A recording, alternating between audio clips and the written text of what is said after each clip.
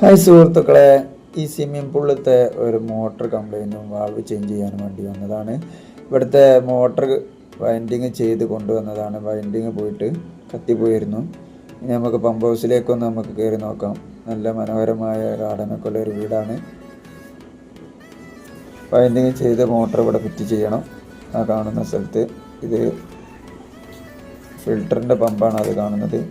Motor fit ചെയ്ത് കഴിഞ്ഞു. അതിൻ്റെ വാൾവൊക്കെ ഫിറ്റ് ചെയ്ത് കഴിഞ്ഞു. ഇനി മോട്ടറിൻ്റെ യൂണിയൻ കണക്ട് ചെയ്യാനുണ്ട്. യൂണിയനോട് കണക്ട് ചെയ്താൽ ആ പരിപാടി കഴിയും. യൂണിയൻ കണക്ട് ചെയ്ത് കഴിഞ്ഞു. ഇത് ഇവിടുത്തെ ഫിൽറ്ററാണ് കാണുന്നത്. ഫിൽറ്ററിലേക്ക് അടിക്കുന്ന മോട്ടറാണത്.